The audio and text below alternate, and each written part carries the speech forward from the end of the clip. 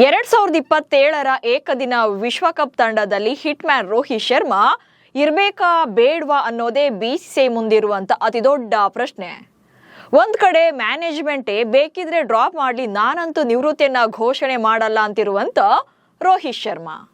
ಮತ್ತೊಂದ್ ಕಡೆ ಹಿರಿಯ ಆಟಗಾರನನ್ನ ನಾವಾಗಿ ಕೈ ಬಿಟ್ರೆ ವಿರೋಧಗಳು ಜಾಸ್ತಿ ಆಗುತ್ತೆ, ಸೊ ಅವರೇ ವಿದಾಯ ಹೇಳಿದ್ರೆ ಒಳ್ಳೇದು ಅಂತ ಪ್ರೆಷರ್ ಕ್ರಿಯೇಟ್ ಮಾಡ್ತಾ ಇರುವಂತ ಆಯ್ಕೆ ಸಮಿತಿ. ಆದ್ರೆ ಈಗ ಇದಕ್ಕೆಲ್ಲ ಕ್ಲೈಮ್ಯಾಕ್ಸ್ ಹೇಳುವಂತ ಟೈಮ್ ಬಂದಿದೆ. ಟೀಮ್ ಇಂಡಿಯಾ ಆಯ್ಕೆ ಸಮಿತಿಯ ಮುಖ್ಯಸ್ಥರೇ ಕುರ್ಚಿ ಕಳ್ಕೊಳ್ಳುವಂತ ಭೀತಿಯಲ್ಲಿದ್ದಾರೆ. ಅಷ್ಟಕ್ಕೂ ರೋಹಿತ್ ಶರ್ಮಾರ ಒಂದು ಶತಕ ಅದೆಂಥ ಮೆಸೇಜ್ ಪಾಸ್ ಮಾಡಿದೆ. ಅಗರ್ಕರ್ ಆಟ ಮುಗಿತಾ ಬಂತ, ವಿವಿಎಸ್ ಲಕ್ಷ್ಮಣ್ಗೆ ಸಿಕ್ತಾ ಬಂಪರ್ ಆಫರ್. ಈ ಬಗ್ಗೆ ಹೇಳ್ತೇನೆ. ನಾನು ಶಾಂತ. ನೀವು ಸುದ್ಯಾನದ ಸಬ್ಸ್ಕ್ರೈಬರ್ ಆಗೋದಕ್ಕೆ ಮರಿಬೇಡಿ.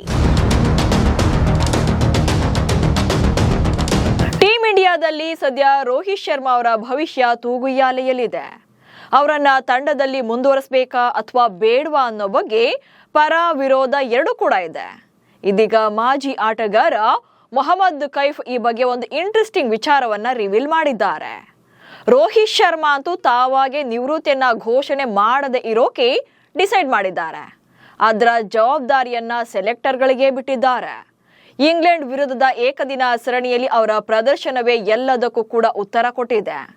ಆದ್ರೆ ಈ ಪ್ರದರ್ಶನದಿಂದ ಮ್ಯಾನೇಜ್ಮೆಂಟ್ ಇಕ್ಕಟ್ಟಿಗೆ ಸಿಲುಕಿದೆ. ಶತಕದ ಮೂಲಕವೇ ಸ್ಥಾನ ಭದ್ರಪಡಿಸಿಕೊಂಡ್ರ ರೋಹಿತ್ ಶರ್ಮಾ. ಅಷ್ಟಕ್ಕೂ ಆಂಗ್ಲರ ವಿರುದ್ಧದ ಏಕದಿನ ಸರಣಿಯ ಬಳಿಕ ರೋಹಿತ್ ಶರ್ಮಾರನ್ನ ಕೈಬಿಟ್ಟು ಯಶಸ್ವಿ ಜೈಸ್ವಾಲ್ರನ್ನ ಭಾರತ ಏಕದಿನ ತಂಡಕ್ಕೆ ಕರೆತರೋಕೆ ಆಯ್ಕೆ ಸಮಿತಿ ಮುಂದಾಗಿತ್ತು. ಆದ್ರೆ ರೋಹಿತ್ ಶರ್ಮಾರ ಸ್ಫೋಟಕ ಇನ್ನಿಂಗ್ಸ್ನಿಂದಾಗಿ ಈಗ ಅವರ ಲೆಕ್ಕಾಚಾರಗಳೆಲ್ಲ ಬುಡಮೇಲಾಗಿವೆ. ಕಾರ್ಡಿಫ್ನಲ್ಲಿ ನಡೆದ 2ನೇ ಏಕದಿನ ಪಂದ್ಯದಲ್ಲಿ ರೋಹಿತ್ ಶರ್ಮಾ 47 ಬಾಲಲ್ಲಿ 26 ರನ್ ಗಳಿಸಿ ಔಟ್ ಆಗಿದ್ರು. ಹೀಗಾಗಿ ಜುಲೈ 19ರಂದು ಲಾರ್ಡ್ಸ್ನಲ್ಲಿ ನಡೆಯುವಂತ ಸರಣಿಯ ಕೊನೆಯ ಪಂದ್ಯವೇ ರೋಹಿತ್ ಪಾಲಿಗೆ ಕೊನೆಯ ಪಂದ್ಯ ಎಂತಾನೆ ಬಿಂಬಿತವಾಗಿತ್ತು. ಆದ್ರೆ ಲಾಸ್ಟ್ ಮ್ಯಾಚ್ ಅಲ್ಲಿ ಭಾರತ ಪರ ರೋಹಿತ್ ಶರ್ಮಾ 110 ಬಾಲಲ್ಲಿ 138 ರನ್ಗಳನ್ನ ಗಳಿಸೋ ಮೂಲಕ ಬ್ಯಾಟಿಂಗ್ ನಲ್ಲಿ ತಮ್ಮ ಅಸಲಿ ಖದರ್ ತೋರಿಸಿದ್ರು. ಅವರ ಇನ್ನಿಂಗ್ಸ್ ನಲ್ಲಿ 17 ಬೌಂಡ್ರಿಗಳು ಹಾಗೆ 5 ಸಿಕ್ಸರ್ಗಳು ಕೂಡ ಇದ್ವು. ಲಾರ್ಡ್ಸ್ ನಲ್ಲಿ ಏಕದಿನ ಶತಕ ಬಾರಿಸಿದ ಮೊದಲ ಭಾರತೀಯ ಬ್ಯಾಟರ್ ಎನಿಸಿಕೊಂಡ್ರು.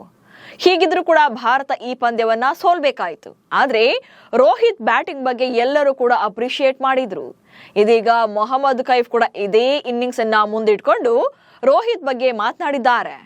ನಾನು ಚೆನ್ನಾಗಿ ಆಡದೇ ಇದ್ರೆ ನೀವೇ ನಿರ್ಧಾರವನ್ನ ತೆಗೆದುಕೊಳ್ಳಿ, ನನ್ನನ್ನ ಬಿಟ್ಬಿಡಿ ಅಂತ ರೋಹಿತ್ ಶರ್ಮಾರೇ ಮ್ಯಾನೇಜ್ಮೆಂಟ್ಗೆ ಸವಾಲು ಹಾಕಿದಂತಿದೆ ಈ ಇನ್ನಿಂಗ್ಸ್. ಹಾಗೆ ಕೈಫ್ ಹೇಳಿರುವಂತ ಒಂದು ವಿಚಾರ ಕೂಡ ಭಾರಿ ಕುತೂಹಲ ಮೂಡಿಸಿದೆ. ರೋಹಿತ್ 2027ರ ವಿಶ್ವಕಪ್ ತಂಡದ ಭಾಗ ಎಂದು ಹೇಳ್ತಿಲ್ಲ ಯಾಕೆ? ರೋಹಿತ್ ಶರ್ಮಾರ ಬೆನ್ನಿಗೆ ನಿಂತಿರುವಂತ ಮೊಹಮ್ಮದ್ ಕೈಫ್ ಇನ್ನೊಂದು ವಿಚಾರವನ್ನ ಪ್ರಸ್ತಾಪ ಮಾಡಿದ್ದಾರೆ. ಕೆಲವೊಮ್ಮೆ ಕೋಚಿಂಗ್ ಸಿಬ್ಬಂದಿ ಬಂದು ರೋಹಿತ್ ಬಗ್ಗೆ ಮಾತನಾಡ್ತಾರೆ. ರೋಹಿತ್ ಶರ್ಮಾ ಅವರಿಗೆ ನ್ಯಾಚುರಲ್ ಗೇಮ್ ಆಡೋಕೆ ನಾವು ಸಂಪೂರ್ಣವಾದಂತ ಫ್ರೀಡಮ್ ಕೊಟ್ಟಿದ್ದೇವೆ ಅಂತ ಹೇಳ್ತಾರೆ.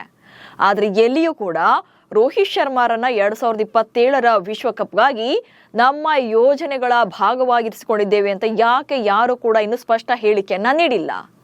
ಸೊ ಆ ಹೇಳಿಕೆ ಕೂಡ ಬರಬೇಕಾಗಿದೆ. ಅಂದ್ರೆ ರೋಹಿತ್ ಅವರ ಫಾರ್ಮ್ ಏನೇ ಇದ್ರೂ ಕೂಡ ನಾವು ಅವರ ಬೆಂಬಲಕ್ಕೆ ಇದ್ದೇವೆ ಅಂತ ಸ್ಪಷ್ಟಪಡಿಸಬೇಕು ಅಂತೇಳಿ ಒತ್ತಾಯವನ್ನ ಮಾಡಿದ್ದಾರೆ. ಅದು ಅಲ್ಲದೆ ರೋಹಿತ್ ಶರ್ಮಾ ಈಗಾಗಲೇ T20 ಹಾಗೆ ಟೆಸ್ಟ್ ತಂಡಕ್ಕೆ ತಾವಾಗಿ ನಿವೃತ್ತಿಯನ್ನ ಹೇಳಿರುವಂತದ್ದು. 2024ರ T20 ವಿಶ್ವಕಪ್ ಗೆದ್ದು ಇನ್ನು ಮುಂದೆ ಹೊಸಬರಿಗೆ ಅವಕಾಶ ಸಿಗ್ಲಿ ಅಂತೇಳಿ T20 ಫಾರ್ಮೆಟ್ಗೆ ಗುಡ್ ಬೈ ಹೇಳಿದ್ರು. ಹಾಗೆ 2024-25ರಲ್ಲಿ ಆಸ್ಟ್ರೇಲಿಯಾ ವಿರುದ್ಧ ಟೆಸ್ಟ್ ಸರಣಿಯಲ್ಲಿ ರನ್ಸ್ ಬಂದಿರಲಿಲ್ಲ. ಹೀಗಾಗಿ 2025ರ ಮೇ ತಿಂಗಳಲ್ಲಿ ತಾವೇ ಟೆಸ್ಟ್ ತಂಡದಿಂದಲೂ ಕೂಡ ಹೊರ ಬಂದ್ರು.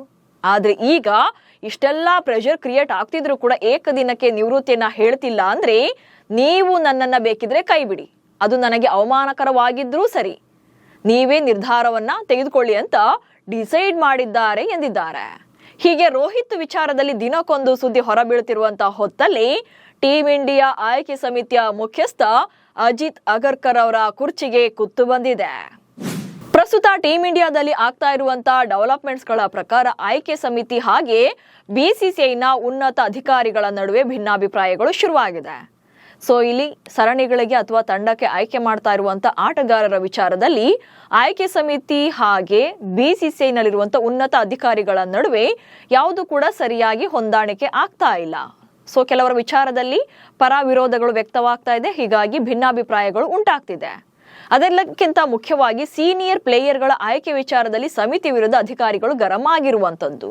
ಸೊ ಈಗ ನೀವೆಲ್ಲ ಅಬ್ಸರ್ವ್ ಮಾಡ್ದಂಗೆ ಟೀಮ್ ಇಂಡಿಯಾದಲ್ಲಿ ಯಂಗ್ಸ್ಟರ್ಗಳಿಗೆ ಜಾಸ್ತಿ ಅವಕಾಶವನ್ನ ಕೊಡ್ತೀನಿ ಅಂತ ಹೇಳಿ ಗೌತಮ್ ಗಂಭೀರ್ ಹಾಗೆ ಅಜಿತ್ ಅಗರ್ಕರ್ ಅವರು ಆಯ್ಕೆ ಮಾಡಿದಂತ ಆಟಗಾರರು ಸೊ ಇಲ್ಲಿ ಭಾರತದ ಸರಣಿಗಳ ಸೋಲುಗಳಿಗೆ ಕಾರಣ ಆಗ್ತಾ ಇರುವಂತದ್ದು. ಅಂದ್ರೆ ತುಂಬಾನೇ ಎಕ್ಸ್ಪೀರಿಯನ್ಸ್ ಪ್ಲೇಯರ್ಗಳನ್ನ ಕೈ ಬಿಟ್ಟು ಹೊಸಬರಿಗೆ ಅವಕಾಶವನ್ನ ಕೊಡ್ತೀವಿ ಅಂತೇಳಿ ಇನ್ಎಕ್ಸ್ಪೀರಿಯನ್ಸ್ ಇರುವಂತಹ ಪ್ಲೇಯರ್ಗಳನ್ನ ಮುಂದಿಟ್ಕೊಂಡು ಸಾಕಷ್ಟು ಅವಮಾನಕರ ಸೋಲುಗಳನ್ನ ಕಂಡಿದ್ದಾರೆ. ಐರ್ಲೆಂಡ್ ವಿರುದ್ಧದ ಸಿರೀಸ್ ಇರ್ಬೋದು ಅಥವಾ ಅನಂತರದಲ್ಲಿ ಇಂಗ್ಲೆಂಡ್ ವಿರುದ್ಧದ ಸಿರೀಸ್ ಇರ್ಬೋದು, ಅದಕ್ಕಿಂತ ಮುಂಚೆ ಏಕದಿನ ಮಾದರಿಯಲ್ಲೂ ಕೂಡ ಕೆಲ ಸೋಲುಗಳಾಗಿರುವಂಥದ್ದು. ಅದಕ್ಕಿಂತ ಮುಖ್ಯವಾಗಿ ಟೆಸ್ಟ್ ಫಾರ್ಮೆಟ್ನಲ್ಲಿ ಭಾರತ ಕಂಪ್ಲೀಟ್ ಆಗಿ ಫೇಲ್ಯೂರ್ ಅನ್ನ ಕಾಣ್ತಾ ಇರುವಂಥದ್ದು. ಇದಕ್ಕೆ ಮುಖ್ಯ ಕಾರಣವೇ ಸೊ ಮೊಹಮ್ಮದ್ ಶಮಿ, ಸಿರಾಜ್ ಅಥವಾ ಇಂಥವರನ್ನ ತಂಡದಿಂದ ಅಥವಾ ಕೆಲವೇ ಒಂದು ಫಾರ್ಮೆಟ್ಗೆ ಮಾತ್ರ ಸೀಮಿತ ಮಾಡಿದ್ದಾರೆ. ಸಿರಾಜಿಗೆ ಟೆಸ್ಟ್ ಫಾರ್ಮೆಟ್ನಲ್ಲಿ ಮಾತ್ರ ಅವಕಾಶ ಕೊಡ್ತಿದ್ದಾರೆ, ಶಮಿಯನ್ನಂತೂ ಬಿಟ್ಟೇ ಬಿಟ್ಟಿದ್ದಾರೆ. ಜೊತೆಗೆ ಭುವಿ ಅಂತ ಎಕ್ಸ್ಪೀರಿಯನ್ಸ್ ಬೌಲರ್ಗಳನ್ನು ಕೂಡ ತಂಡದಿಂದ ದೂರವೇ ಇಟ್ಟಿರುವಂಥದ್ದು ಕೂಡ ಇಲ್ಲಿ ಕ್ಲಿಯರ್ ಆಗಿ ಗೊತ್ತಾಗ್ತಾ ಇದೆ ಸೋಲುಗಳಿಗೆ ಕಾರಣ ಏನು ಅನ್ನೋದು. ಸೊ ಇದೇ ವಿಚಾರವಾಗಿ ಬಿಸಿಸಿಐನ ಉನ್ನತ ಅಧಿಕಾರಿಗಳು ಸಿಟ್ಟಾಗಿರುವಂಥದ್ದು. ಸೊ ನಿಮಗೆ ಬೇಕಾಬಿಟ್ಟಿಯಾಗಿ ಮಾಡ್ತಾ ಇರುವಂತಹ ಸೆಲೆಕ್ಷನ್ ಇಂದಲೇ ಇವತ್ತು ಭಾರತ ಈ ಮಟ್ಟಿಗೆ ಸೋಲುಗಳನ್ನ ಕಾಣ್ತಾ ಇದೆ ಅಂತೇಳಿ ಗರಂ ಆಗಿದ್ದಾರೆ. ಈಗ ಬಿಸಿಸಿಐನ ಮುಖ್ಯ ಆಯ್ಕೆಗಾರ ಅಜಿತ್ ಅಗರ್ಕರ್ ಅವರ ಸ್ಥಾನಕ್ಕೆ ಕುತ್ತು ಬಂದಿರುವಂತದ್ದು. ಸೊ ಇಲ್ಲೇನು ಸೆಲೆಕ್ಷನ್ ಕಮಿಟಿಯ ಮುಖ್ಯಸ್ಥರಾಗಿದ್ದಾರಲ್ಲ ಅಜಿತ್ ಅಗರ್ಕರ್, ಈಗ ಅವರನ್ನ ನೆಕ್ಸ್ಟ್ ಕಂಟಿನ್ಯೂ ಮಾಡಬೇಕಾ ಅಥವಾ ಅವರ ಅವಧಿಯನ್ನ ಎಂಡ್ ಮಾಡಬೇಕಾ ಅನ್ನೋದ್ರ ಬಗ್ಗೆ ಈಗ ಬಿಸಿ ಚರ್ಚೆ ಆಗ್ತಾ ಇದೆ. ಅದೆಲ್ಲಕ್ಕಿಂತ ಮುಖ್ಯವಾಗಿ ಈ ಸ್ಥಾನಕ್ಕೆ ಭಾರತದ ಮಾಜಿ ದಿಗ್ಗಜ ಆಟಗಾರ ವಿವಿಎಸ್ ಲಕ್ಷ್ಮಣ್ ಅವರ ನೇಮಕಕ್ಕೆ ಗಂಭೀರವಾದಂತ ಚಿಂತನೆ ಆಗಿರುವಂತದ್ದು. ಸೊ ಎಸ್, ಇಲ್ಲಿ ಅಜಿತ್ ಅಗರ್ಕರ್ ಅವರನ್ನ ಎತ್ತಂಗಡಿ ಮಾಡಿ ಅವರ ಸ್ಥಾನಕ್ಕೆ ವಿವಿಎಸ್ ಲಕ್ಷ್ಮಣ್ ಅವರೇ ದಿ ಬೆಸ್ಟ್ ಚಾಯ್ಸ್ ಎನ್ನುವಂತ ನಿರ್ಧಾರಕ್ಕೆ ಬಂದಿದ್ದಾರೆ. ಅದರಲ್ಲಿ ಆ ವಿವಿಎಸ್ ಲಕ್ಷ್ಮಣ್ ಅವರ ಕೆಲಸವನ್ನು ಕೂಡ ಇಲ್ಲಿ ನೋಡಿರುವಂತದ್ದು. ಗೌತಮ್ ಗಂಭೀರ್ ಅವರ ಅಬ್ಸೆನ್ಸ್ ನಲ್ಲೂ ಕೂಡ ಸೊ ಜಿಂಬಾಬ್ವೆ ಸರಣಿಯಲ್ಲೂ ಕೂಡ ಭಾರತ ತಂಡವನ್ನ ಗೆಲ್ಲಿಸ್ಕೊಂಡು ಬಂದಿದ್ದಾರೆ. ಅದಕ್ಕಿಂತ ಮುಂಚೆ ರಾಹುಲ್ ದ್ರಾವಿಡ್ ಅವರ ಪೀರಿಯಡ್ ನಲ್ಲೂ ಕೂಡ ಸುಮಾರು ಸಲ ಇವರು ಹಂಗಾಮಿ ಕೋಚ್ ಆಗಿ ಒಂದು ಜವಾಬ್ದಾರಿಯನ್ನ ತಗೊಂಡು ಅದನ್ನು ಯಶಸ್ವಿಯಾಗಿ ನಿಭಾಯಿಸಿದ್ದಾರೆ. ಸೊ ಯಾವುದೇ ಸರಣಿಯನ್ನ ವಿವಿಎಸ್ ಲಕ್ಷ್ಮಣ್ ತಮ್ಮ ಅಂಡರ್ ನಲ್ಲಿ ಅಥವಾ ಹಂಗಾಮಿ ಕೋಚ್ ಆದಾಗ ಅವರೆಲ್ಲೂ ಕೂಡ ಬಿಟ್ಕೊಟ್ಟಿಲ್ಲ. ಇದೇ ಕಾರಣಕ್ಕೆ ವಿವಿಎಸ್ ಲಕ್ಷ್ಮಣ್ ಅವರ ರೆಕಾರ್ಡ್ಸ್ ಕೂಡ ಚೆನ್ನಾಗಿದೆ, ಸಾಕಷ್ಟು ಅನುಭವ ಇದೆ. ಜೊತೆಗೆ ಹೊಸಬರನ್ನ ನಡೆಸಿಕೊಳ್ಳೋದು, ಜೊತೆಗೆ ಸೀನಿಯರ್ ಪ್ಲೇಯರ್ಗಳ ಜೊತೆ ಅವರಿಗೆ ಇರುವಂತ ಕಮ್ಯುನಿಕೇಶನ್ ಇಂದಾಗಿ ಲಕ್ಷ್ಮಣ್ರನ್ನ ಫೈನಲ್ ಮಾಡಿದ್ರೆ ಬೆಟರ್ ಎನ್ನುವಂತ ಒಂದು ಯೋಚನೆಗೆ ಬಂದಿರುವಂತದ್ದು. ಹಾಗೆ ರೋಹಿತ್ ಶರ್ಮಾ ಭವಿಷ್ಯದ ಬಗೆಗಿನ ವಿವಾದದ ಬೆನ್ನಲ್ಲೇ ಈ ಹೊಸ ಬೆಳವಣಿಗೆ ಆಗ್ತಾ ಇರುವಂತದ್ದು. ಸೊ ಇಲ್ಲಿ ವಿರಾಟ್ ಕೊಹ್ಲಿ ಅವರ ಸ್ಲಾಟ್ ಸೇಫ್ ಇದೆ. 2027 ವಿಶ್ವಕಪ್ ನಲ್ಲಿ ವಿರಾಟ್ ಕೊಹ್ಲಿ ಅವರನ್ನ ಆಡಿಸಲೇಬೇಕು ಎನ್ನುವಂತ ನಿರ್ಧಾರವನ್ನ ಬಿಸಿಸಿಐ ತಗೊಂಡಿದೆ. ಅದರಲ್ಲಿ ರೋಹಿತ್ ಶರ್ಮಾ ವಿಚಾರವಾಗಿ ಪದೇ ಪದೇ ಕ್ಲಾರಿಟಿಯನ್ನ ಕೊಡುವಂಥದ್ದು ಅಥವಾ ಕನ್ಫ್ಯೂಷನ್ಸ್ ಅನ್ನ ಕ್ರಿಯೇಟ್ ಮಾಡ್ತಿರೋದು ಗೊತ್ತಾಗ್ತಾ ಇದೆ. ಹೀಗಾಗಿ ಅವರ ಬಗೆಗೆ ಆಗ್ತಾ ಇರುವಂತ ವಿವಾದಗಳ ಬೆನ್ನಲ್ಲೇ ಸೊ ಇಲ್ಲಿ ಓಕೆ ಆಯ್ಕೆ ಸಮಿತಿಯ ಮುಖ್ಯಸ್ಥರನ್ನೇ ಎತ್ತಂಗಡಿ ಮಾಡುವ ಅನ್ನುವಂತ ನಿರ್ಧಾರವನ್ನ ತೆಗೆದುಕೊಳ್ತಾ ಇರುವಂತದ್ದು. ಅದು ಅಲ್ಲದೆ 2027 ಏಕದಿನ ವಿಶ್ವಕಪ್ ನಿಂದ ರೋಹಿತ್ರನ್ನ ಕೈ ಬಿಡೋಕೆ ಸಮಿತಿ ಯೋಚನೆಯನ್ನ ಮಾಡಿತು ಅನ್ನೋದು ಇಲ್ಲಿ ಗೊತ್ತಾಗಿದೆ. ಅಂದ್ರೆ ಏನು 2027 ಏಕದಿನ ವಿಶ್ವಕಪ್ ತಂಡದಲ್ಲಿ ರೋಹಿತ್ ಶರ್ಮಾ ಬೇಡ ಅಥವಾ ಹೊಸಬರಿಗೆ ಅವಕಾಶ ಕೊಡೋಣ ಅಂತೇಳಿ ಆಯ್ಕೆ ಸಮಿತಿ ಯೋಚನೆಯನ್ನ ಮಾಡಿದೆ ಎನ್ನುವಂತ ನಿರ್ಧಾರ ಲೀಕ್ ಆಗಿತ್ತು. ಸೊ ಈ ವಿಚಾರ ಗೊತ್ತಾದ್ಮೇಲೆ ಬಿಸಿಸಿಐನ ಉನ್ನತ ಅಧಿಕಾರಿಗಳು ಗರಂ ಆಗಿರೋದು ಗೊತ್ತಾಗಿದೆ. ಹಾಗೆ ರೋಹಿತ್ ಶರ್ಮಾ ಮತ್ತು ವಿರಾಟ್ ಕೊಹ್ಲಿ ಅವರ ವಿಚಾರದಲ್ಲಿ ನಿರ್ಧಾರವನ್ನ ತೆಗೆದುಕೊಳ್ಳೋಕೆ ಲಕ್ಷ್ಮಣ್ ಸೂಕ್ತ ವ್ಯಕ್ತಿ ಆಗ್ತಾರೆ. ಸೊ ಇಲ್ಲಿ ಯಂಗ್ಸ್ಟರ್ಗಳು ಅಥವಾ ಹೊಸ ಆಟಗಾರರ ವಿಚಾರವಾಗಿ ಯಾವುದೇ ನಿರ್ಧಾರಗಳನ್ನು ತೆಗೆದುಕೊಂಡ್ರು ಕೂಡ ಅಷ್ಟು ದೊಡ್ಡ ಮಟ್ಟದ ಪರಿಣಾಮ ಆಗೋದಿಲ್ಲ. ಆದರೆ ಯಾವಾಗ ನೀವು ರೋಹಿತ್ ಶರ್ಮಾ ಅಥವಾ ವಿರಾಟ್ ಕೊಹ್ಲಿ ಅವರ ವಿಚಾರದಲ್ಲಿ ನಿರ್ಧಾರವನ್ನ ತೆಗೆದುಕೊಳ್ತೀರಿ ಅಂದಾಗ 100 ಸಲ ಯೋಚನೆ ಮಾಡಬೇಕಾಗುತ್ತೆ. ಯಾಕಂದ್ರೆ ಅವ್ರ ವಿಚಾರದಲ್ಲಿ ತೆಗೆದುಕೊಳ್ಳುವಂತ ಒಂದು ಆಪೋಸಿಟ್ ಡಿಸಿಷನ್ ಇಡೀ ಟೀಮ್ ಇಂಡಿಯಾದಲ್ಲೇ ಒಂದು ರೀತಿಯಾಗಿ ಏರುಪೇರನ್ನ ಉಂಟು ಮಾಡಬಹುದು, ಅಭಿಮಾನಿಗಳ ಆಕ್ರೋಶಕ್ಕೂ ಕೂಡ ಕಾರಣ ಆಗಬಹುದು. ಸೊ ಇದೇ ಕಾರಣಕ್ಕಾಗಿಯೇ ವಿವಿಎಸ್ ಲಕ್ಷ್ಮಣ್ರನ್ನ ಆಯ್ಕೆ ಸಮಿತಿ ಮುಖ್ಯಸ್ಥನಾಗಿ ಮಾಡಿದ್ರೆ ರೋಹಿತ್ ಮತ್ತು ಕೊಹ್ಲಿ ಅವರ ಜೊತೆ ಮಾತನಾಡೋಕೆ, ಯಾಕಂದ್ರೆ ಅವರ ಜೊತೆ ಒಡನಾಟ ಚೆನ್ನಾಗಿದೆ. ಸೊ ಸೀನಿಯರ್ ಪ್ಲೇಯರ್ ಕೂಡ ಅವರ ಏನು ಕಮ್ಯುನಿಕೇಶನ್ ಚೆನ್ನಾಗಿರೋ ಕಾರಣದಿಂದಾಗಿ ಇಂಥ ವಿಚಾರಗಳಲ್ಲಿ ಡೀಲ್ ಮಾಡೋಕೆ ಲಕ್ಷ್ಮಣ್ ಸೂಕ್ತ ವ್ಯಕ್ತಿ ಎನ್ನುವಂತ ನಿರ್ಧಾರಕ್ಕೆ ಬಂದಿರುವಂತದ್ದು. ಅದು ಅಲ್ಲದೆ ಮೇನ್ಲಿ ಏನಂತಂದ್ರೆ 2026 ಜೂನ್ನಲ್ಲಿ ಅಜಿತ್ ಅಗರ್ಕರ್ ಅವರ ಅವಧಿ ಮುಕ್ತಾಯ ಆಗಿರುವಂತದ್ದು. ಸೊ ಅದನ್ನ ಈಗ ಸೆಪ್ಟೆಂಬರ್ ವರೆಗೂ ಕೂಡ ವಿಸ್ತರಣೆ ಮಾಡಿದ್ರು. ಆಕ್ಚುಲಿ ಇಲ್ಲಿ ಅಗರ್ಕರ್ ಪೀರಿಯಡ್ ಕಳೆದ ಜೂನ್ನಲ್ಲೇ ಎಂಡ್ ಆಗಿತ್ತು, ಬಟ್ ಸೆಪ್ಟೆಂಬರ್ ವರೆಗೂ ಅಂದ್ರೆ 3 ತಿಂಗಳು ಎಕ್ಸ್ಟೆಂಡ್ ಮಾಡಿದ್ದಾರೆ. ಸೊ ಈ ಸೆಪ್ಟೆಂಬರ್ ಆದ್ಮೇಲೂ ಕೂಡ 2027 ವಿಶ್ವಕಪ್ ವರೆಗೂ ಕೂಡ ಅವರನ್ನ ಕಂಟಿನ್ಯೂ ಮಾಡಿ ಎನ್ನುವಂತ ವಾದ ಇದೆ. ಆದ್ರೆ ಹಾಗೆ ಮಾಡೋದು ಬೇಡ, ಸಾಕು ಅವರ ಅವಧಿ ಎನ್ನುವಂತ ಚಿಂತನೆಯನ್ನ ಮಾಡ್ತಿದ್ದಾರೆ. ಹಾಗೆ ನೆಕ್ಸ್ಟ್ ಮಂತ್ ಸೆಪ್ಟೆಂಬರ್ನಲ್ಲಿ ನಡೆಯಲಿರುವಂತಹ BCCIನ ವಾರ್ಷಿಕ ಮಹಾಸಭೆಯಲ್ಲಿ ಈ ಬಗ್ಗೆ ನಿರ್ಧಾರವನ್ನು ಅಧಿಕೃತವಾಗಿ ತೆಗೆದುಕೊಳ್ಳಲಾಗುತ್ತೆ. ಸೊ ಇಲ್ಲಿ ಅಜಿತ್ ಅಗರ್ಕರ್ ಅವರನ್ನ ರಿಪ್ಲೇಸ್ ಮಾಡಬೇಕಾ ಅಥವಾ ಅವರನ್ನೇ ಕಂಟಿನ್ಯೂ ಮಾಡಬೇಕಾ ಅನ್ನೋದ್ರ ಬಗ್ಗೆ ನೆಕ್ಸ್ಟ್ ಮಂತ್ ನಡೆಯುವಂತ ವಾರ್ಷಿಕ ಮಹಾಸಭೆಯಲ್ಲಿ ಫೈನಲ್ ಡಿಸಿಷನ್ ಅನ್ನ ತಗೊಳ್ತಾರೆ.